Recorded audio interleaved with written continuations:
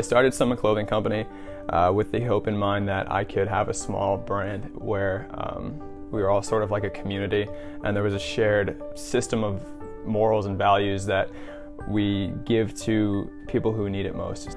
The young people of the world have minds that can be completely molded, and I think that it's really important that at an early age they get exposed to, from both sides of the spectrum actually, get exposed to giving and receiving, and that kind of is what this company is all about. So our first run actually over to Africa, we brought 350 shirts that we donated to like the villages and the schools out there, and so from the kids in the States that like were wearing my clothes and bought my clothes, they saw that like we were going to donate that. So they knew that their purchase was going to benefit more than just themselves.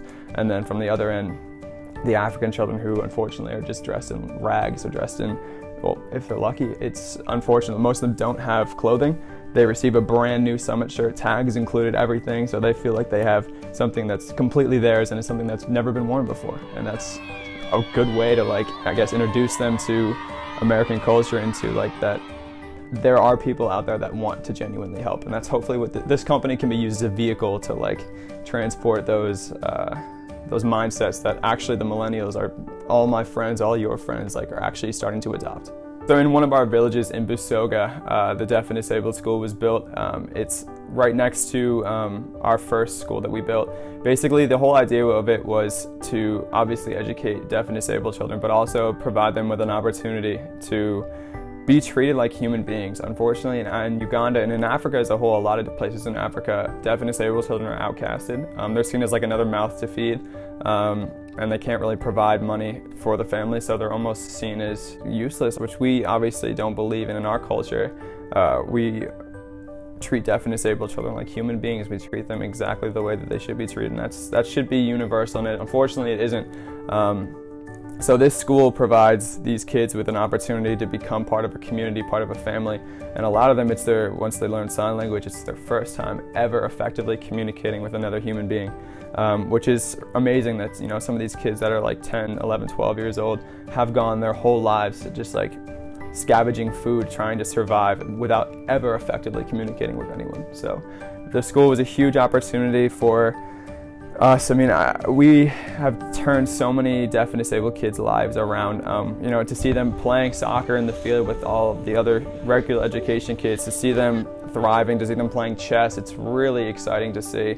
And we're going to hope to continue to expand that school. We're allowing more kids in every month, and we're going to keep doing that until it starts to catch across Africa. Everyone should be treated equal, and everyone should be given an equal opportunity.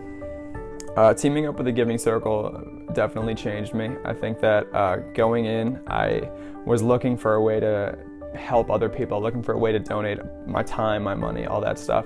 And the Giving Circle was perfect for that, but I don't think that it changed my everyday like thought process, my everyday routine until I actually went to Africa. This trip was huge for personal growth, development. So yeah, when you land, you see like these kids in tattered rags, probably hadn't eaten in a day or two. Some of them as homeless or near homeless, but they're still smiling, you're grinning ear to ear.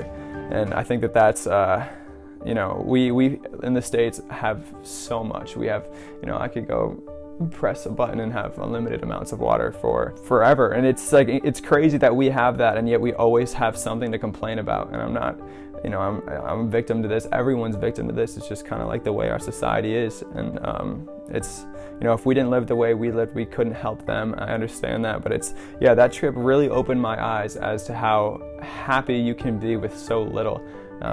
These people, they don't know when their next meal's coming. Most of them don't know how to read or write, but somehow they still find a way to smile. And as soon as we landed, you get embraced by every person you see for no reason. Like, they just come up to you and are so happy to see you. They give you a hug and you're just like, I did not deserve that. But you get it anyway because these people are so gracious. And so I try and keep that in mind, when some little thing is bothering me. Just know that on the same planet but in another place, someone's going through something way worse, and they are handling it way better than you are, So I try and keep that in mind, and the trip changed me for the better, I think. I've become a more gracious person because of it. There will always be another mouth to feed, another kid who needs to learn how to read and write. So our work will never be done.